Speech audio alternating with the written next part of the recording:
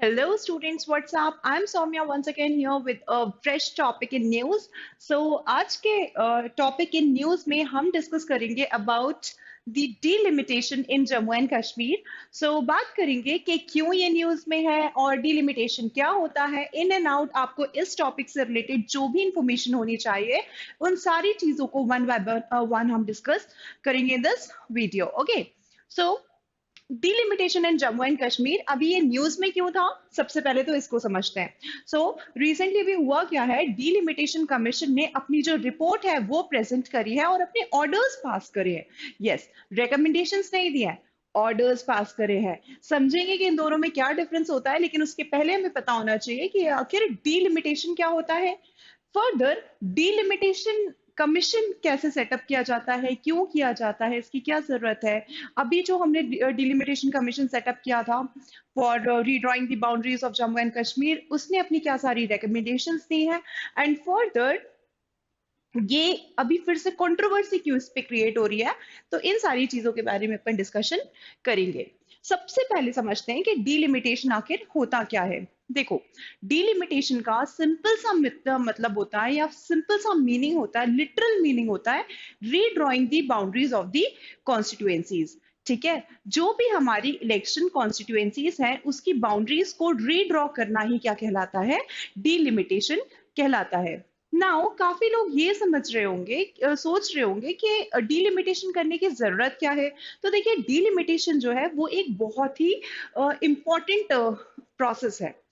क्यों है, देखो, we all know we have the representative system of government, form of government. तो हमारे जो रिप्रेजेंटेटिव्स हैं वो, मतलब जो भी हमारे पॉलिटिशियंस हैं, जो भी हमारे मेंबर्स ऑफ लोकसभा है या फिर स्टेट लेजिस्लेटिव असेंबली में जो हमारे मेंबर्स हैं, वो किससे रिप्रेजेंट करते हैं, वो रिप्रेजेंट करते हैं द पीपल ऑफ इंडिया को. ठीक है, वो हम लोगों को ही तो रिप्रेजेंट कर रहे हैं. And it is very necessary कि एक प्रॉपर और प्रपोर्शनेट इक्वल रिप्रेजेंटेशन जो है वो हो. नाउ इक्वल रिप्रेजेंटेशन क्या होता है, देखो इसको ऐसे समझो कि सपोज एक कॉन्स्टिट्यूएंसी है ए और एक कॉन्स्टिट्यूएंसी है बी. ठीक है, अब एट प्रेजेंट मैंने ये देखा कि कॉन्स्टिट्यूएंसी ए जो है इसकी पॉपुलेशन कितनी है, इसकी पॉपुलेशन है 10 लाख. ठीक है, और कॉन्स्टिट्यूएंसी बी जो है इसकी पॉपुलेशन कितनी है, इसकी पॉपुलेशन है 20 लाख. ठीक है, या फिर हम ये लेके चल सकते हैं कि दोनों की ही पॉपुलेशन कितनी है, एट प्रेजेंट अगर हम देखें तो 10 लाख है. ओके, लेकिन आफ्टर फ्यू डिकेड्स, 20 साल 30 साल बाद क्या होगा कि यहाँ पे डेमोग्राफी जो है वो चेंज हो जाएगी, यानी कि डेमोग्राफिक चेंजेस जो है वो आपको यहाँ पे देखने के लिए मिलेंगे. ठीक है, हो सकता है कि जो कॉन्स्टिट्यूएंसी ए है उसमें पॉपुलेशन इंक्रीज होके कितनी हो गई, ये हो गई आपकी 15 लाख. ठीक है, और कॉन्स्टिट्यूएंसी बी जो है यहाँ पे पॉपुलेशन इंक्रीज होके हो गई 20 लाख. ठीक है, अब दोनों ही कॉन्स्टिट्यूएंसी की एक एक सीट है. ठीक, एक इसकी सीट है, एक सीट यहाँ से है. दैट मीन्स पहले तो रिप्रेजेंटेशन बिल्कुल सही था, 10 लाख पॉपुलेशन को रिप्रेजेंट करता था एक मेंबर, यहाँ पे भी 10 लाख पॉपुलेशन को रिप्रेजेंट करता था एक मेंबर.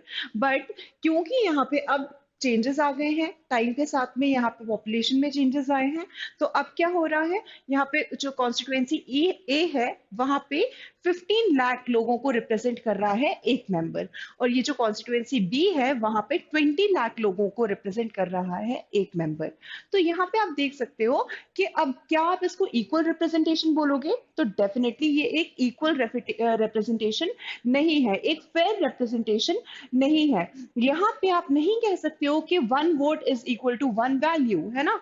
तो वैल्यू ऑफ वोट जो है वो यहाँ कहीं ना कहीं डिसप्रपोर्शनेट हो रही है, और इसी के लिए कॉन्स्टिट्यूएंसीज को रीड्रॉ करने की जरूरत है. अब हम क्या करेंगे, कुछ ऐसे एरियाज, यहाँ पे पॉपुलेशन ज्यादा है तो बी कॉन्स्टिट्यूएंसी के कुछ एरियाज जो है वो ए के साथ में मर्ज कर देंगे, मतलब इनको रीड्रॉ करेंगे इन सम और द अदर वे, जिससे कि हर एक कॉन्स्टिट्यूएंसी का रिप्रेजेंटेशन जो है वो इक्वल हो. ठीक है, कहीं पे ऐसा नहीं हो कि 50 लाख पॉपुलेशन को रिप्रेजेंट एक सीट कर रही है और 10 लाख पॉपुलेशन को रिप्रेजेंट एक सीट कर रही है, ऐसा नहीं होना चाहिए. ठीक है, तो इक्वल रिप्रेजेंटेशन की किया जाए, इसके लिए हमें कॉन्स्टिट्यूएंसीज को रीऑर्गेनाइज करना जरूरी होता है, और इसी रीऑर्गेनाइज करने के प्रोसेस को, रीड्रॉ करने के प्रोसेस को क्या कहा जाता है, डिलिमिटेशन कहा जाता है. सो आई थिंक अब सब लोगों को क्लियर होगा कि डिलिमिटेशन क्या होता है और क्यों ये जरूरी है. ओके, चलो, now next let us move on to delimitation commission. अब डीलिमिटेशन करने का काम आखिर करता कौन है? तो ये करता है आपका डीलिमिटेशन कमीशन। ओके, सो ये जो डीलिमिटेशन कमीशन है ये क्या करता है? ये कॉन्स्टिट्यूएंसीज को, लोकसभा कॉन्स्टिट्यूएंसी, स्टेट असेंबली की जो कॉन्स्टिट्यूएंसीज होती है उनको रीऑर्गेनाइज करने का काम करता है, यानी कि रीड्रॉ करने का काम करता है। Okay, now, this job of the delimitation is assigned to the Delimitation Commission. Then, this Delimitation Commission in India is high-powered body whose orders have the force of law. अब फोर्स ऑफ लॉ से क्या मतलब है यहाँ पे? देखिए, यही मैंने आप लोगों को कहा था ना, ये लोग रिकमेंडेशंस नहीं देते हैं, ये ऑर्डर्स देते हैं। क्यों? क्योंकि ये जो डीलिमिटेशन कमीशन है, ये जो भी अपनी रिपोर्ट प्रिपेयर करेगा उसके ऊपर कोई डिबेट नहीं हो सकता, उसके ऊपर ना ही पार्लियामेंट, ना ही कोई पॉलिटिकल पार्टी, ना ही कोई स्टेट असेंबली किसी भी तरह के उसमें चेंजेस जो है वो नहीं कर सकती। ठीक है, ऑल्दो ये प्रेजेंट सबको किया जाएगा, ये हाउस ऑफ पीपल में भी प्रेजेंट की जाएगी रिपोर्ट, ये रिपोर्ट जो है डिफरेंट पॉलिटिकल पार्टीज को भी प्रेजेंट की जाएगी, अवेलेबल करवाई जाएगी, but they have absolutely no right to make any changes और challenge it even in any court. इस रिपोर्ट में जो भी चीजें मेंशन्ड है उसे किसी भी कोर्ट में चैलेंज नहीं किया जा सकता। ठीक है, सो दैट मीन्स ये इनका फुल एंड फाइनल होता है जो कुछ भी होता है। ठीक है, सो डीलिमिटेशन कमीशन की जो रिपोर्ट आई है ना अभी रिसेंटली, तो ये क्या है? फुल एंड फाइनल है। अब इसके ऊपर से काफी सारी पॉलिटिकल पार्टीज जो है वो हंगामा कर रही हैं, but at last you have to accept it. क्यों? क्योंकि ये जो है वो इसके it is not subjected to any kind of changes, alterations, or it can't be challenged in any court. ठीक है, so these orders they have the power of force of law. ठीक है, चलिए आगे बढ़ते हैं। नाउ कॉन्स्टिट्यूशनल प्रोविजंस को देखते हैं भाई, क्योंकि देखिए ये अपने आप में बड़ी बात है कि कोई एक ऐसा कमीशन जो एक रिपोर्ट प्रेजेंट कर दे और वो रिपोर्ट जो है वो सब पे बाइंडिंग हो जाए। ठीक है, यानी कि इतनी ज्यादा बाइंडिंग हो जाए, इतनी पावरफुल है ये रिपोर्ट कि कोई इसमें चेंजेस नहीं कर सकता, ऐसे कहीं पे भी प्रेजेंट मतलब किसी कोर्ट में भी चैलेंज नहीं किया जा सकता। ठीक है, तो क्या सारी प्रोविजंस है, क्या सारे कॉन्स्टिट्यूशनल प्रोविजंस हैं डिलिमिटेशंस को लेके, ये हमें पता होना चाहिए। So if we talk about the article 82 of the Indian constitution, this provides the parliament with the authority to enact the delimitation act after every census. ठीक है, सो सेंसस हर 10 इयर्स में कंडक्ट किया जाता है, वी ऑल नो। ठीक है, और हर सेंसस के बाद में यहाँ पे डिलिमिटेशन एक्ट जो है वो एनैक्ट किया जाता है, वो एनफोर्स किया जाता है। और उसके बाद मतलब एक्चुअली प्रोविजन क्या है कि हमेशा इलेक्शन से पहले जो कॉन्स्टिट्यूएंसीज हैं उनका रीऑर्गेनाइजेशन जो है वो होना चाहिए, यानी कि डिलिमिटेशन जो है वो होना चाहिए। अब क्या प्रैक्टिकली हमेशा कॉन्स्टिट्यूएंसीज को चेंज किया जाता है? तो नहीं, हमेशा ऐसा नहीं होता है, बट ये काफी टाइम से तो नहीं हुआ है, लेकिन फॉर्मल प्रोसेस ये है कि भले ही उसको रीअफॉर्म कर दिया जाए, मतलब जैसा है वैसा ही कंटिन्यू किया जाए, बट उसके लिए भी ऑर्डर पास होता है। Okay, then article 170 of the Indian constitution की अगर हम बात करें, so it provides for the states to get divided into the territorial constituencies as per the delimitation act after every census. ठीक है, तो प्रोविजंस ये कहते हैं कि हर सेंसस के बाद में यहाँ पे जो ज्योग्राफिकल कॉन्स्टिट्यूएंसीज हैं उनको रीऑर्गेनाइज किया जाए, यानी कि डिलिमिटेशन प्रोसेस जो है वो वहां पे कंडक्ट करवाया जाए। ओके, सो अगर हम बात करें यहाँ पे आर्टिकल 170, 182 आप लोगों को बिल्कुल क्लियर ऐसा लगता होगा कि सेम ही तो है। सो देखिए आर्टिकल 82 यहाँ पे बात कर रहा है ओके कि पार्लियामेंट के पास पावर है कि डिलिमिटेशन एक्ट जो है वो हर सेंसस के बाद में एनफोर्स किया जाए, एनैक्ट किया जाए। ठीक है, और अगर हम बात करें आर्टिकल 170 की, तो article 170 deals with the composition of the legislative assembly. तो लेजिस्लेटिव असेंबली में क्या सारी चीजें होनी चाहिए और किस तरीके से वहां पे कॉन्स्टिट्यूएंसीज को रीऑर्गेनाइज करना चाहिए उसके बारे में बात करता है। ओके, सो ये बेसिकली बात कर रहा है स्टेट लेजिस्लेटिव असेंबलीज के बारे में। ओके, डिलिमिटेशन कमीशन जो है इसके क्या सारे फंक्शंस होते हैं? तो देखिए, to determine the number and the boundaries of the constituencies. तो इनका काम क्या होता है कि जो बाउंड्रीज हैं उनको रीऑर्गेनाइज करें, कहाँ पे शेड्यूल ट्राइब्स एरिया है, मतलब SC कैटेगरी के लिए कौन सी रिजर्व की जाएंगी, ST कैटेगरी के लिए कौन सी रिजर्व की जाएंगी, ठीक है। तो इक्वल रिप्रेजेंटेशन हो, ये सारी चीजें देखते हुए बाउंड्रीज को रीऑर्गेनाइज करना काम किसका है, ये आपका काम है, आप डिलिमिटेशन कमीशन का। नाउ डिलिमिटेशन कमीशन में आखिर होता कौन है, इसका कॉम्पोजिशन क्या है, दिस इज वेरी इंपॉर्टेंट, ठीक है।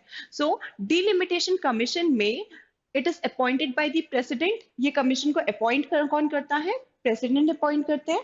नाउ इसके जो हेड होते हैं वो होती है आपके रिटायर्ड सुप्रीम कोर्ट जज, ठीक है। जो भी रिटायर्ड सुप्रीम कोर्ट जज है वो होते हैं हेड और चेयरमैन ऑफ दिस कमीशन। सो हमारा अभी जो Jammu and Kashmir delimitation commission form हुआ था, उसमें आप देख सकते हो यहाँ पे रंजना प्रकाश देसाई, ये आई हैव सीन।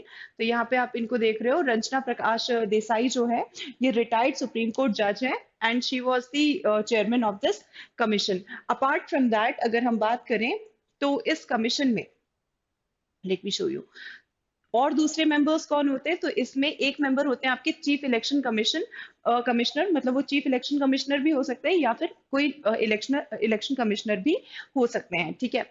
सो यहाँ पे चीफ इलेक्शन कमिश्नर इसके एक मेंबर होते हैं, एक मेंबर होते हैं आपके रिस्पेक्टिव स्टेट इलेक्शन कमिश्नर्स, मतलब जो स्टेट इलेक्शन कमिश्नर होते हैं वो इसके मेंबर होते हैं। सो रंजना प्रकाश देसाई जो है वो इसकी चेयरमैन थी, अभी रिसेंटली जो जम्मू एंड कश्मीर के लिए फॉर्म हुआ था।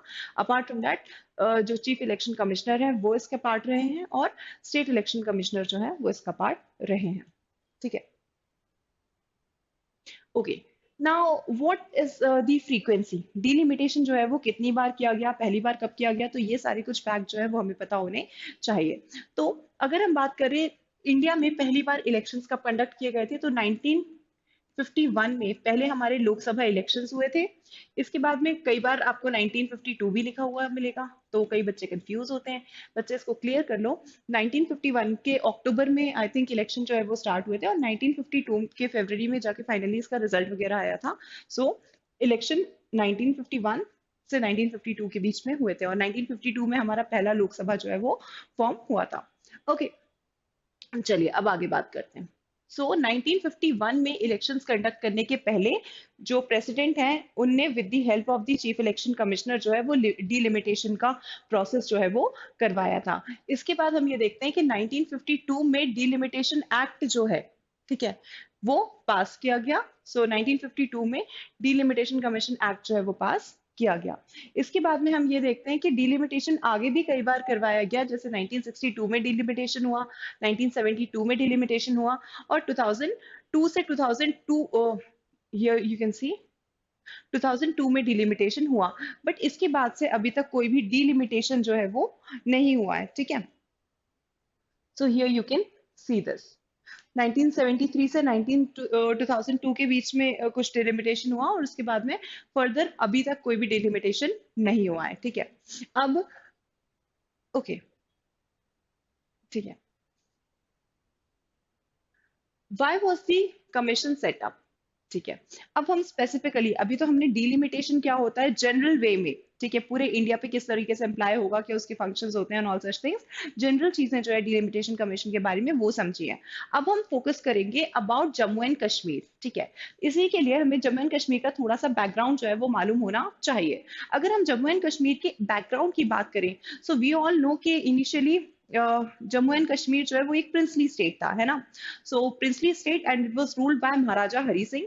एंड महाराजा हरी सिंह ने जब 1947 में हमें इंडिपेंडेंस मिली, तो जो भी प्रिंसली स्टेट्स थे या फिर जो भी ब्रिटिश कंट्रोल स्टेट्स थे, उन सबके पास में जो भी प्रिंसली स्टेट्स थे, बेसिकली हम उनकी अगर बात करें तो उनके पास में ऑप्शंस थे कि या तो वो इंडिया को ज्वाइन कर सकते हैं या पाकिस्तान को ज्वाइन कर सकते हैं या वो अपना एक इंडिपेंडेंट स्टेटस मेंटेन कर सकते हैं। सो यहाँ पे जम्मू एंड कश्मीर की बात करें स्पेसिफिकली, तो it was a princely state ruled by Maharaja Hari Singh. उन्होंने ये डिसाइड किया कि वो अपना एक इंडिपेंडेंट स्टेटस जो है वो मेंटेन करेंगे, लेकिन पॉसिबल ही नहीं था इंडिया और पाकिस्तान जैसे बड़े बड़े दो कंट्रीज के बीच में। पाकिस्तान उस टाइम पे बड़ा इन्फ्लुएंशियल कंट्री बना था एक नया, तो it was seen as the new Islamic power. तो यहाँ पे हुआ क्या कि इन दोनों बड़े बड़े कंट्रीज के बीच में एक छोटी सी जम्मू एंड कश्मीर का इंडिपेंडेंट रहना तो अपने आप में बहुत ही चैलेंजिंग था। एंड जो सोचा वही हुआ, पाकिस्तान ने अटैक्स जो है वो करने यहाँ पे शुरू कर दिए, ठीक है। सो कहा जाता है ट्राइबल्स के अटैक्स थे, but it was backed by the Pakistani army. Now ये अटैक्स जैसे ही लॉन्च हुए और काफी सारा पार्ट जो है, वी ऑल नो, काफी सारा पार्ट जो है काफी आगे तक पाकिस्तानी आर्मी जो है वो आ चुकी थी उस टाइम पे। काफी सारा एरिया जो है वो पाकिस्तान के कंट्रोल में जा चुका था। नाउ जैसे ही इनको थ्रेट लगा कि अब ये तो श्रीलंका आने में इनको टाइम नहीं लगेगा, तो वैसे ही महाराजा हरी सिंह जो है वो उन्होंने इंडिया को अप्रोच किया और इंडिया से कहा कि भाई प्रोटेक्ट अस। तो ऑब्वियसली बात है, इंडिया तो हेल्प करने के लिए हमेशा आगे रहता है। And that was the time जहाँ पे हमारे जो ये हैं सरदार वल्लभ भाई पटेल, उस टाइम के हमारे होम मिनिस्टर, उन्होंने ये कहा, जिनके पास काम था the iron man of India, कि इंडिया को इंटीग्रेट करने का। उन्होंने कहा कि देखिए, हम इस तरीके से, तो आप एक इंडिपेंडेंट कंट्री हो, वी कैन नॉट इंटरफेयर, है ना। We can, why would we, obviously बात है ना, हम अपनी फोर्सेस क्यों भेजेंगे फॉर सेपरेट कंट्री। एंड इसको उन्होंने एज अपॉर्चुनिटी देखा और यहाँ पे महाराजा हरी सिंह को कन्विंस किया to sign the instrument of accession. ठीक है, महाराजा हरी सिंह ने इंस्ट्रूमेंट ऑफ एक्सेशन साइन किया और इस तरीके से जो जम्मू एंड कश्मीर है वो इंडिया में मर्ज कर लिया गया। नाउ सर्टेन कंडीशंस जो है वो रखी थी महाराजा हरी सिंह ने। उन्होंने कहा था कि सर्टेन एक्सटेंट तक उन्हें ऑटोनॉमी जो है वो चाहिए, दैट मीन्स कम्युनिकेशन में उनको ऑटोनॉमी चाहिए। ठीक है, जो इंटरनली उनका एडमिनिस्ट्रेशन है उसमें उनको ऑटोनॉमी चाहिए। सो देवर यू नो कुछ ऑटोनॉमी जो है वो उन्होंने डिमांड करी। तो हमारे यहाँ से ये कहा गया कि चलिए ठीक है, आप ऑटोनॉमी रखिए, लेकिन हमें तीन चीजें जो है वो डायरेक्टली इंडिया के कंट्रोल में रहेंगी, that is defence, communication and external affairs. तो इन कंडीशंस के साथ में फाइनली इंस्ट्रूमेंट ऑफ एक्सेशन जो है वो साइन कर लिया गया। फिर हमारे फोर्सेस जो है वो जम्मू एंड कश्मीर में गए एंड फाइनली वी, हमारे फोर्सेस ने obviously we push back the Pakistani army. But यहाँ पे एक प्रॉब्लम हो गई। जो जवाहरलाल नेहरू थे, पंडित जवाहरलाल नेहरू, उनका काफी ज्यादा क्रिटिसिज्म भी किया जाता है इस मूव के ऊपर, बट वी डोंट नो कि उस टाइम पे क्या कंडीशंस थी और क्यों उन्होंने ऐसा किया। मे बी शायद कुछ कंडीशंस ऐसी थी जो हमें नहीं पता, है ना। तो उन्होंने क्या किया कि उन्होंने ये मुद्दा जो है वो यूनाइटेड नेशन में रेज कर लिया और वहां पे सीज फायर जो है वो करवा दिया गया यूएन के तरफ से। अब सीज फायर मतलब जो चीज जैसी है वो वैसी ही रहेगी, कुछ भी वहां पे मूवमेंट्स जो हैं वो नहीं होंगे। जिस एरिया में पाकिस्तान का कंट्रोल था वो कहलाया पाकिस्तान ऑक्यूपाइड कश्मीर, और जिस एरिया में इंडिया का कंट्रोल था वो कहलाया Indian occupied Kashmir. So this is just the story in brief that I am telling you. ठीक है, तो स्टोरी के फॉर्म में हम बस इसे थोड़ा सा समझने की कोशिश कर रहे हैं हिस्टोरिकल बैकग्राउंड की तरह से। मेन फोकस हमारा रहेगा डिलिमिटेशन के ऊपर। ठीक है, तो इस तरीके से कुछ एरिया जो है वो पाकिस्तान ऑक्यूपाइड कश्मीर है एंड जल्दी हम उसे वापस भी लेंगे। तो खैर अभी फिलहाल के लिए तो पाकिस्तान ऑक्यूपाइड है। नाउ इस तरीके से बाकी जो जम्मू एंड कश्मीर था वो इंडिया के पास जब रहा, तो यहाँ पे स्पेसिफिकली उसे कुछ सर्टेन एक्सटेंट तक ऑटोनॉमी दी गई under the article 370 of the Indian constitution. तो काफी सारे जो जम्मू एंड कश्मीर है, इनका अलग तरीके से जो है वो चलता था। मतलब नॉर्मली इंडिया में जो सारे लॉज या कॉन्स्टिट्यूशन के जो सारे प्रोविजंस एनफोर्स किए जाते थे वो सारे जम्मू एंड कश्मीर में नहीं होते थे। उनका अपना एक अलग कॉन्स्टिट्यूशन था, उनकी लेजिस्लेटिव असेंबली थी। वहां पे 6 इयर्स, जैसे हमारे यहाँ 5 इयर्स की टर्म होती है ना लेजिस्लेटिव असेंबली की, वहां पे 6 इयर्स की टर्म हुआ करती थी। उनका अपना फ्लैग था। तो देवर सर्टन थिंग्स, ठीक है, जो वो उनकी तरह से चीजें चला करती थी। नाउ अब आता है दिन 5 अगस्त 2019 का। यस, चीजें उसी तरीके से चल रही थी। लग कनेक्ट नहीं हो पा रहा था जम्मू एंड कश्मीर बाकी रेस्ट ऑफ द इंडिया से।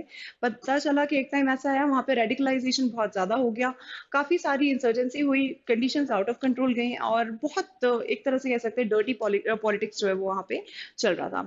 एनीवे, 5 अगस्त 2019 ये वो दिन था जब रिवोक कर दिया गया आर्टिकल 370 और after the abrogation of the Article 370 of the Indian Constitution, जो जम्मू एंड कश्मीर है उसको रीऑर्गेनाइज किया गया। ठीक है, so Jammu and Kashmir reorganisation act of 2019 pass हुआ और जम्मू एंड कश्मीर को रीऑर्गेनाइज कर दिया इन 2 पार्ट्स। ठीक है, इसको, इस पूरे स्टेट को जो एक सिंगल स्टेट था उसे 2 यूनियन टेरिटरीज में बाइफरकेट कर दिया। एक थी आपकी यूनियन टेरिटरी ऑफ लद्दाख और दूसरी थी आपकी union territory of Jammu and Kashmir. Now these union territories they can be with legislature और विदाउट लेजिस्लेचर। ठीक है, मतलब यूनियन टेरिटरी, अब दिल्ली भी एक यूनियन टेरिटरी है लेकिन उसके पास खुद का लेजिस्लेचर है, खुद का सीएम है, वहां पे खुद की लेजिस्लेटिव असेंबली है। पुदुचेरी की अगर हम बात करें तो वो भी एक यूनियन टेरिटरी है बट वहां पे उनकी खुद की लेजिस्लेटिव असेंबली है। ऑन दी अदर हैंड अगर हम बात करें, लक्षद्वीप की बात करें या अंडमान एंड निकोबार आइलैंड्स की बात करें, दादरा नगर हवेली, अंडमान एंड दीव की बात करें, तो यहाँ पे ये सारे यूनियन टेरिटरीज है जिनके पास खुद की लेजिस्लेटिव असेंबली नहीं है ना। दे So these union territories they can be with legislature or without legislature. अगर हम बात करें जम्मू एंड कश्मीर एंड लद्दाख की, so Ladakh was created as the union territory without legislature and Jammu and Kashmir was created as the union territory with legislature. ठीक है, तो यहाँ पे इन्होंने कहा कि भाई ऐसा नहीं है, जम्मू एंड कश्मीर को हमने यूनियन टेरिटरी जरूर बनाया है बट यहाँ पे उनका खुद का लेजिस्लेचर होगा, सो इनकी खुद की लेजिस्लेटिव असेंबली जो है वो होगी। बट अभी के लिए यहाँ पे कंडीशंस ऐसी नहीं है कि यहाँ पे इलेक्शन कंडक्ट करवाए जा सके, so it will take time but definitely आने वाले टाइम में यहाँ पे इलेक्शंस कंडक्ट करवाए जाएंगे। सो गाइज यहाँ पे एक और बहुत इंपॉर्टेंट स्टार्टिंग पॉइंट निकल के आता है, वो ये है कि इंडिया में कितने ऐसे यूनियन टेरिटरीज हैं जहाँ पे लेजिस्लेटिव उनकी खुद की लेजिस्लेटिव असेंबली है, that means union territories with legislature. So in all हमारे पास 8 यूनियन टेरिटरीज हैं जिसमें से 3 यूनियन टेरिटरीज ऐसी हैं with which have their own legislature। ठीक है, ये कौन सी है? एक है दिल्ली, दूसरी है पुदुचेरी और तीसरी है आपकी जम्मू एंड कश्मीर। ऑल्दो वहां पे इलेक्शंस हुए नहीं है बट जल्दी करवाए जाएंगे, so officially on paper it is a union territory with legislature. So I think अब आप लोग को ये हिस्टोरिकल बैकग्राउंड जो है वो समझ में आया होगा। चलिए, तो अब रीऑर्गेनाइजेशन एक्ट जो था जम्मू एंड कश्मीर का, उसमें ऑब्वियसली इलेक्शन करवाने के प्रोविजन से लेजिस्लेटिव असेंबली बनाने की बात थी। तो यहाँ पे लेजिस्लेटिव असेंबली के लिए इलेक्शंस करवाने से पहले जरूरत महसूस हुई कि यहाँ पे डीलिमिटेशन कमीशन जो है वो फॉर्म किया जाए। ओके, सो डीलिमिटेशन ऑब्वियसली बात है ना, कॉन्स्टिट्यूएंसीज का डीलिमिटेशन करवाएंगे, रीऑर्गेनाइज उनको करेंगे, रीड्रॉ करेंगे, तभी तो हमें पता चलेगा कि किस कॉन्स्टिट्यूएंसी में से कितना रिप्रेजेंटेशन है, क्योंकि लद्दाख यहाँ पे अलग हो चुका था, तो obviously. So now let us see that why was the delimitation commission formed.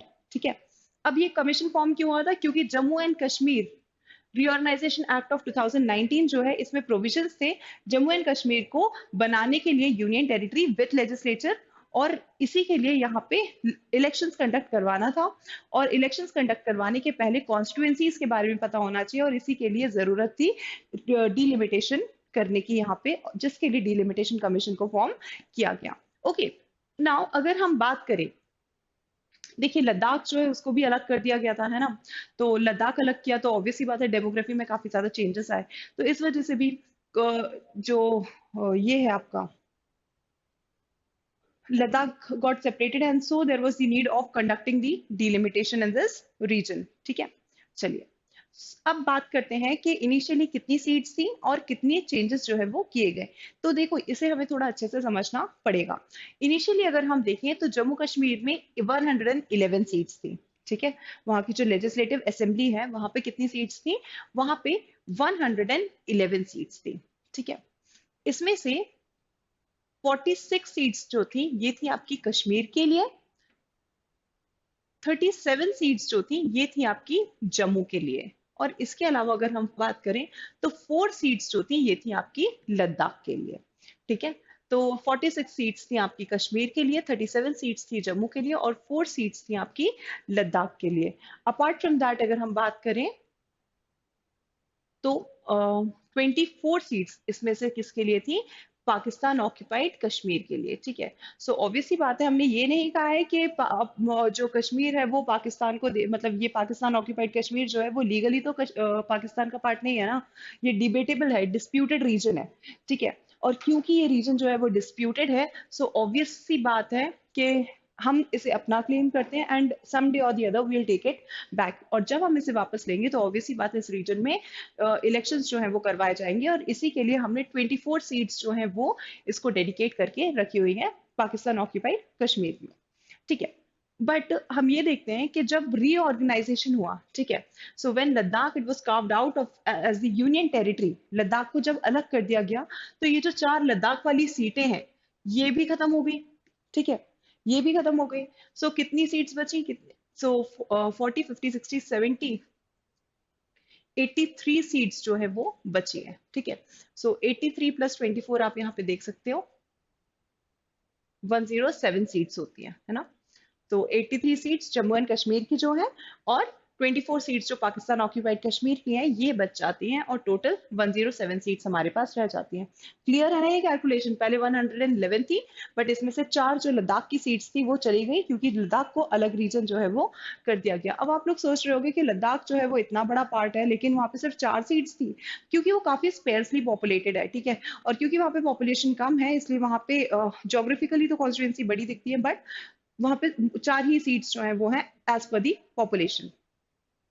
चलिए, अब ये था आपका पुराना फंडा जो भी था। नाउ अब बात हो रही थी इन 107 सीट्स की ना। अब ये जो डिलिमिटेशन कमीशन है, ठीक है, क्या सारे चेंजेस किए गए या फिर क्या सारी चीजें जो है वो की गई।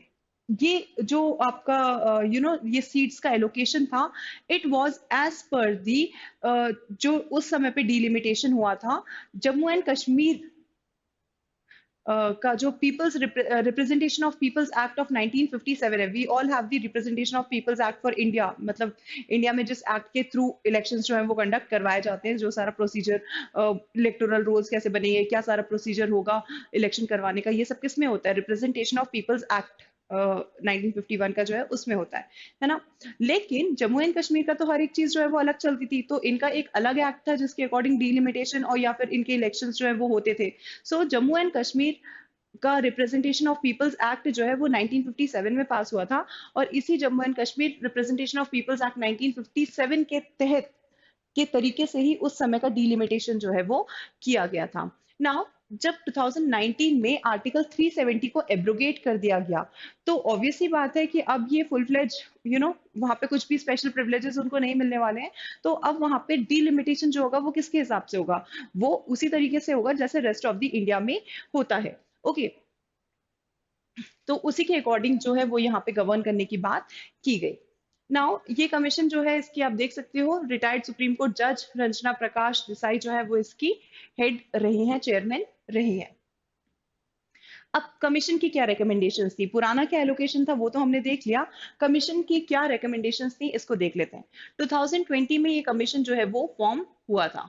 नाउ कमीशन ने ये सजेस्ट किया कि 7 सीट्स जो हैं वो इसमें और इंक्लूड की जाए। 6 सीट्स जम्मू के लिए और 1 सीट जो है वो कश्मीर के लिए, ठीक है। सो पहले अगर हम देखें तो आपकी 83 सीट्स बच रही थी, है ना, आफ्टर वो जो पाकिस्तान ऑक्यूपाइड कश्मीर की सीट्स हैं उसको हटाने के बाद, वो तो एज इट इज रहेंगी, वो तो एज इट इज 24 रहेंगी। लेकिन 83 सीट्स जो है वो बच रही थी इसके बाद में। अब यहाँ पे कहा गया कि इसमें 7 सीट्स जो है वो और ऐड करी जाए, जिसमें से जो 6 सीट्स होंगी ये होंगी जम्मू के लिए, और जो 1 सीट होगी ये होगी आपकी कश्मीर के लिए। सो इस तरीके से अगर हम देखें तो सीट्स जो है वो काफी ज्यादा इंक्रीज हो गई। पहले जम्मू में 37 सीट्स थी, अब और 6 सीट्स मिल गई, तो जम्मू में कितनी हो गई? 43 सीट्स हो गई। पहले अगर हम देखें कश्मीर में 46 सीट्स थी, अब यहाँ पे एक और सीट इंक्रीज कर दी गई, तो ये कितनी हो गई? 47 सीट्स हो गई। So this is the new allocation of the seats. Jammu में कितनी होंगी? 43 सीट्स होंगी, और कश्मीर में कितनी होंगी? 47 सीट्स जो है वो यहाँ पे होंगी। चलिए, अब लोकसभा सीट्स के बारे में इनका क्या कहना है? तो वो जो एलोकेशन था दैट वाज अबाउट दी मतलब असेंबली इलेक्शंस जो कंडक्ट होंगे उसके बारे में, जो कॉन्स्टिट्यूएंसीज को रीऑर्गेनाइज किया गया। लोकसभा सीट्स के बारे में इनका क्या कहना है? तो लोकसभा सीट्स के बारे में ये यहाँ पे कहा जाता है कि टोटल जो आपकी सीट्स हैं, टोटल 90 सीट्स है ना। तो पहले 83 सीट्स थी, और अब इसमें 7 और ऐड कर दी गई, तो टोटल कितनी हो गई? 90 सीट्स हो गई। प्रैक्टिकली 90 सीट्स हो गई ना। वैसे तो अगर देखें तो 114 है, बट क्योंकि पाकिस्तान ऑक्यूपाइड कश्मीर की 24 सीट्स अलग हैं, तो हमारे पास कितनी बची? प्रैक्टिकली अगर देखें तो इलेक्शंस कितनी सीट्स पे होना है? 90 सीट्स पे होना है। तो यहाँ पे ये कहा गया कि जो 90 सीट्स हैं इसमें से लोकसभा के लिए क्या किया जाता है, कुछ कुछ सीट्स जो है उनको मर्ज करके लोकसभा की अलग कॉन्स्टिट्यूएंसीज जो है वो ड्रॉ की जाती है। तो इसके बेसिस पे कहा गया कि लोकसभा की कॉन्स्टिट्यूएंसीज जो है वो भी ड्रॉ की जाएंगी। Okay, so reorganization of the parliamentary constituencies so that 5 Lok Sabha seats constitute 18 assembly constituencies each। ठीक है, तो ये 90 जो है इनको ही बाइफरकेट कर दिया जाएगा, मतलब इनमें से ही कार्व आउट करी जाएंगी लोकसभा के लिए भी सीट्स। और लोकसभा में कितनी सीट्स होंगी? 5 सीट्स जो है वो रहेंगी आपकी लोकसभा में। ओके, इसके अलावा ये भी कहा गया कि reserving 9 assembly seats for the scheduled tribe, 6 इन दी जम्मू, 3 इन दी कश्मीर। ठीक है, तो जो लेजिस्लेटिव असेंबली है वहां पे ये भी कहा गया कि टोटल जो 90 सीट्स हैं उनमें से 9 सीट्स जो हैं वो शेड्यूल्ड ट्राइब की रहेंगी, और 6 सीट्स जो है, मतलब 6 उसमें से जम्मू में रहेंगी और 3 इसमें से कश्मीर में रहेंगी। 3 सीट कश्मीर की जो है वो आपके अ, इसमें रहेंगी, मतलब टोटल 9 सीट्स जो हैं वो आपकी शेड्यूल ट्राइब्स के लिए रिजर्व की जाएंगी, जिसमें से 3 सीट्स जो है वो कश्मीर में है और 6 सीट्स जम्मू की जो है ये आपकी अलग करके रखी गई है फॉर दिस लेजिस्लेटिव असेंबली। ठीक है, तो यही कुछ चीजें जो है वो हमें याद रखनी है, मतलब किस तरीके से कि टोटल सीट्स कितनी रहेंगी। टोटल सीट्स है 90, पहले कितनी थी, पहले थी 83, टोटल अब कितनी हो गई है, 90 सीट्स हो गई है। लोकसभा के लिए कितनी सीट्स अलॉट की गई है, 5 सीट्स अलॉट की गई है। इसके अलावा अगर हम बात करें जो आपकी स्टेट असेंबली है उसमें से टोटल 90 सीट्स में से 7 सीट्स जो है, सॉरी 9 सीट्स जो है वो शेड्यूल्ड ट्राइब के लिए रिजर्व करके रखी गई हैं। और जो 9 सीट्स शेड्यूल ट्राइब के लिए रिजर्व करके रखी गई हैं उसमें से अगर हम देखें जम्मू वाले रीजन में कितनी फॉल करती हैं, तो 6 सीट्स जो है वो फॉल करती हैं और 3 सीट्स जो है वो कश्मीर वाले रीजन में फॉल करती हैं। तो बहुत सारे हो गए स्टैटिस्टिक्स। प्रैक्टिकली आप लोगों को समझाती हूँ अब एक चीज। ठीक है, यहाँ पे किस तरीके से सीट्स को रिऑर्गेनाइज किया गया उसका एक एग्जाम्पल हम लेते हैं। एक है आपका अनंतनाग। अनंतनाग कश्मीर वाले रीजन में आता है, अनंतनाग। ठीक है, अनंतनाग कॉन्स्टिट्यूएंसी जो है, अब क्या किया गया कि ये जो अनंतनाग कॉन्स्टिट्यूएंसी है ये आपने न्यूज़पेपर में भी बहुत ज्यादा सुना होगा, क्योंकि इस पे से थोड़ा सा कंट्रोवर्सी जो है वो भी उठ रही है। देखो किस तरीके से ये चीजें जो है वो वर्क करेंगी और किस तरीके से गवर्नमेंट जो है वो प्लान कर रही है चीजों को। अब अनंतनाग कॉन्स्टिट्यूएंसी जो है इसको रीऑर्गेनाइज किया, इसमें कुछ एरिया जो है वो और ऐड कर दिया गया। कुछ एरिया कहाँ का, ये कश्मीर का है अनंतनाग, इसमें कुछ एरिया राजौरी और पुंछ का ऐड कर दिया गया। ठीक है, ये एरिया कहाँ पे फॉल करता था, ये पहले जम्मू में फॉल करता था। ठीक है, अब इन तीनों को मिला के एक सिंगल कॉन्स्टिट्यूएंसी जो है वो बना दिया गया। अनंतनाग रीजन अगर आप देखोगे तो यहाँ पे आपको बहुत ज्यादा मुस्लिम पॉपुलेशन देखने के लिए मिलती है। रजौरी और पुंछ वाली जो रीजन आप देखोगे तो यहाँ पे आपको ट्राइबल एरिया जो है वो ज्यादा देखने के लिए मिलेगा। ट्राइबल्स जो है वो ज्यादा देखने के लिए मिलेंगे, शेड्यूल ट्राइब ज्यादा देखने के लिए मिलेगी। अब क्योंकि ये पूरी एक कॉन्स्टिट्यूएंसी हो गई है और यहाँ पे कहीं ना कहीं जो ट्राइबल्स हैं यानी कि शेड्यूल ट्राइब है उसकी पॉपुलेशन भी अब ज्यादा हो गई है, तो हो सकता है कि आने वाले टाइम में इसको क्या बना दिया जाए, एक ट्राइबल सीट के तौर पे इसको रिजर्व कर दिया जाए। तो आप देख रहे हो किस तरीके से यहाँ पे जो है वो चेंजेस किए जा रहे हैं, एंड इसी की वजह से कंट्रोवर्सी भी हो रही है। काफी सारी पॉलिटिकल पार्टीज जो वहां पे हैं वो ये कह रही हैं कि ये पूरा जो डिलिमिटेशन हुआ है ना ये जम्मू के फेवर में ज्यादा है। ठीक है, तो बीजेपी जो है वो यहाँ पे फिर से रिलीजन की पॉलिटिक्स कर रही है और ये पूरा जो है ना वो जम्मू के फेवर में ज्यादा जा रहा है, ऐसा यहाँ पे कहा जा रहा है। ठीक है, इसके अलावा कश्मीरी माइग्रेंट्स का इशू जो है वो भी निकल के आया। टोटल सारी सीट्स जो है 90 सीट्स जो है इनमें कहा गया कि 2 सीट्स जो है वो रिजर्व की जाएंगी कश्मीरी माइग्रेंट्स के लिए। यस, कश्मीरी माइग्रेंट वर्ड जो है वो यहाँ पे यूज किया गया है, कश्मीरी पंडित वर्ड जो है वो यूज नहीं किया गया है रिपोर्ट में कहीं पे भी। कश्मीरी माइग्रेंट्स, अब हम बात करें माइग्रेंट्स की तो कश्मीरी पंडित ही ऐसे माइग्रेंट्स है जो वहां पे कश्मीरी पंडित जो कम्युनिटी है वही माइग्रेंट कम्युनिटी है। ठीक है, तो इनडायरेक्टली कहीं ना कहीं ये कहा गया है कि यहाँ पे कश्मीरी माइग्रेंट्स जो हैं उनके लिए 2 सीट्स जो है वो रिजर्व की जाएंगी। ऑल दो एम्बिग्यूटी भी है क्योंकि ये कहीं पे भी क्लियर नहीं किया है कि 90 सीट्स के ऊपर वो 2 सीट्स अलग से बनाई जाएंगी या फिर 90 सीट्स में से ही 2 सीट्स जो है वो कश्मीरी माइग्रेंट्स के लिए रिजर्व की जाएंगी। तो ये समझने वाली बात है कि कश्मीरी पंडित वर्ड यूज नहीं किया गया है, यहाँ पे कश्मीरी माइग्रेंट वर्ड यूज किया गया है, विच इज सेल्फ एक्सप्लेनेटरी, क्योंकि वहां पे एक ही परसिक्यूटेड या माइग्रेट करने वाली कम्युनिटी है, that is the Kashmiri pandits. ठीक है, तो ये भी एक यहाँ पे कहीं ना कहीं कंट्रोवर्सी जो है वो इसके ऊपर भी हो रही है। शेड्यूल ट्राइब्स के लिए we have already seen 9 seats जो है उनको रिजर्व किया गया है शेड्यूल ट्राइब के लिए। चलिए, now why has the exercise been controversial, तो अब ये ओपनली तो इस तरीके से नहीं कहा जा सकता, लेकिन यहाँ पे कहीं ना कहीं डायरेक्टली इनडायरेक्टली इन्हीं चीजों को पॉइंट आउट किया जा रहा है। सो क्यों है ये कंट्रोवर्शियल, सबसे पहली बात तो ये कहा गया कि जो 2002 का एक्ट था, मतलब 2002 में जब जम्मू एंड कश्मीर एक फुल फ्लेज स्टेट हुआ करता था, उस टाइम पे जब इन्होंने रीऑर्गेनाइज किया था कॉन्स्टिट्यूएंसीज को, तो इन्होंने इसे फ्रीज कर दिया था टिल 2026। दैट मीन्स 2026 तक तो यहाँ पे कोई भी डिलिमिटेशन जो है वो नहीं होना चाहिए, जिसपे से गवर्नमेंट का ये जवाब आया कि भाई यहाँ पे जब एब्रोगेशन हो गया है आर्टिकल 370 का, तो ऑब्वियसली बात है ना कि यहाँ पे रीऑर्गेनाइजेशन जो होगा वो as per the regulations that are followed in the rest of the India, उस तरीके से ही होगा।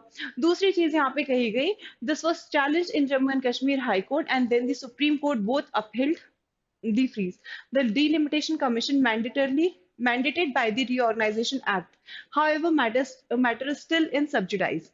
सो यहाँ पे ये कहा गया कि ये जहाँ पे जो गवर्नमेंट करवा रही है ना यहाँ पे डिलिमिटेशन, ये आर्बिट्ररी है, मतलब ये अपने मन से कुछ भी कर रहे हैं, ये पूरी तरीके से इलीगल है। जिसपे से गवर्नमेंट ने ये एक्सप्लेनेशन दिया, मतलब इस चीज को क्लियर करते हुए कि जो हमारा reorganisation act of Jammu and Kashmir था, Jammu and Kashmir reorganisation act of 2019, उसमें से क्लियरली प्रोविजंस थे कि यहाँ पे डिलिमिटेशन जो है वो करवाया जाएगा। सो इट इज एज पर दी जो Jammu and Kashmir reorganisation act था।